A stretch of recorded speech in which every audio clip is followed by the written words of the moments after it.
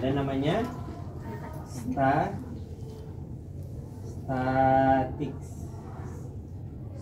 S adalah stetoskop dan laryngoskop. T ini adalah tube.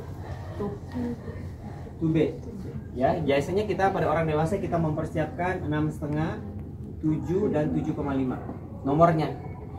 Yang ketiga adalah airway. Ini isinya airway, isinya OPA. Oropharyngeal airway. Ya, OPA. Baru T ini adalah tape. Tape isinya plaster. Sebelum kita melakukan namanya pemeriksaan pemasangan ETT endotracheal tube pada pasien dengan airway management, kita harus mempersiapkan statics. S-T-A-T-I-C-S. Sama-sama. S-T-A-T-I-C-S. S itu scope. S-C-O-P-E. Scope. T itu adalah tube tulisannya. Ini adalah A. Airway. Ini adalah T. Tape tulisannya. Tape. Yang I adalah introducer. Introducer adalah ini nih. Ya, kabel nanti kita menggait pada waktu kita memberikan masukan namanya ETT-nya, ini menggait supaya, karena ini kan plastik nih. Kalau pada pasien kita taruh ETT-nya bisa bergeser kiri dan kanan. Nah, ini adalah penggaitnya, guiding, yang mengarahkan dia menuju ke endotrakia, menuju ke vocal cord ataupun pita suara. Itu adalah I, introducer. Isinya adalah membrane. C adalah konektor. Konektor isinya adalah ini nih, BVM. Ya, S adalah suction. Pengisap. Mendir. Yang pertama adalah bicara tentang apanya? Stetoskop. Tadi stetoskop dan laryngoskop. Stetoskop dan laryngoskop. Laryngoskop harus dicoba dulu. Ini harus ada lampu, gitu ya. Cara pasangnya, nyala nggak? Nyala. Nah, ini dia, harus begini ya posisinya ya. Jadi harus kita cek. Jadi ini kan ada 3 ukuran nih, ya. Jadi ikut menyesuaikan dengan namanya anatomi dari pasien. Oke, jadi yang pertama sudah siapkan. Sebelum terpasang ETT kita menyiapkan statics. S yang pertama stetoskop dan laryngoskop. Laryngoskop sudah nyala. Ya, kita cek dulu sudah. Yang berikut adalah tube, ya, ETT sesuai dengan ukuran. Yang kita siapkan sini adalah ukuran 6,5. Tertulisnya di mana? Tertulisnya di sini nih, 6,5.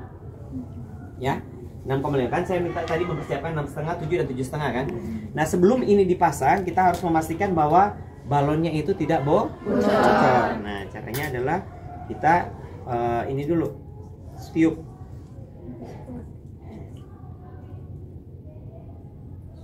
Nah, oke ya. Arti tidak ada kebocoran. Berarti ambil lagi. Ini steril ya. Harus steril prosedurnya. Oke, sudah. Yang berikut adalah kita akan melakukan intubasi. Jadi mempersiapkan ini, langsung pasang aja. Nah kan? Karena ini kekecilan, kita ambil yang gede aja. Nah. Ya, terus ini langsung pakai guide. Nggak boleh melewati daripada ujung daripada ETT. Ya, sampai sini aja. Kenapa? Karena ini bisa menyebabkan terjadi trauma. Oke.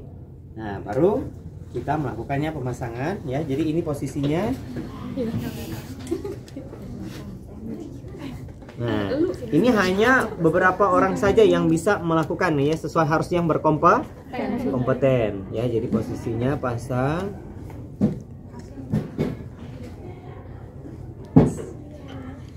Ya. Taruh dulu ini.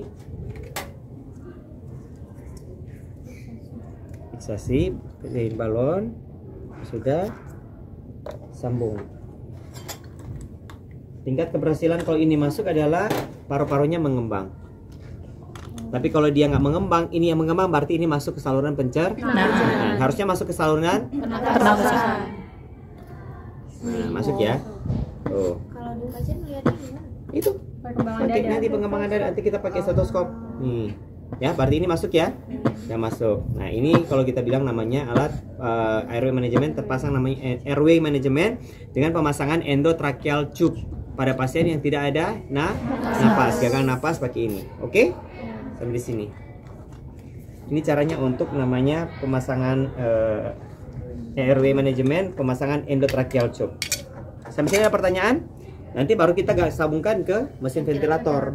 Bapak mau nanya, kalau intubasi ini tugas dokter atau perawat? Dokter, wajib dokter. Wajib, udah makanya kalian ini cuman adalah mempersiapkan. Jadi tugas kita adalah mempersiapkan ini. Sebelum dilakukan namanya ada statik. Nah, setelah dilakukan namanya ETT, yang kita cek adalah kan ini sebelum statik, sesudah kita pakai namanya DOPE, D-O-P-E. D yang pertama adalah displacement. Yang kedua adalah obstruction. Yang ketiga adalah pneumotora.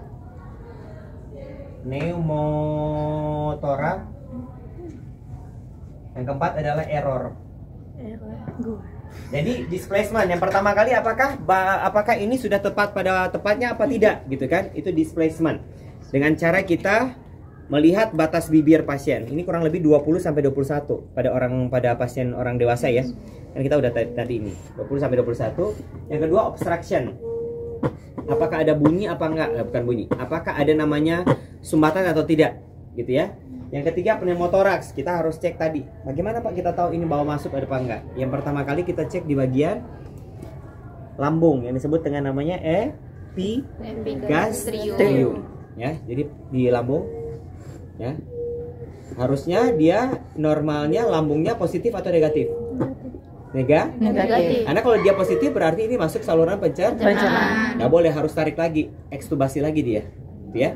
Jadi kalau kita lihat, oh ternyata ini masuk. Jadi negatif, baru apex kanan, apex kiri, medial kanan, medial kiri, basal kanan, basal kiri. Ada 6 titik. Kalau sudah terpasang ETT, itu adalah di pneumotoraks. Yang terakhir adalah error atau equipment failure. Contoh, kalau sudah terpasang ETT ini harusnya saturasinya naik. Nah, ini kalau sudah terpasang ETT ini ternyata saturasinya nggak naik, berarti ada something wrong, gitu ya. Ada sesuatu yang salah. Contoh dari mana? Kurang lebih sesuatu yang salah. Iya, masuk ke pencernaan. Dalam penyemprotan tadi kan tadi kita sudah cek masuk nggak masuk pencernaan.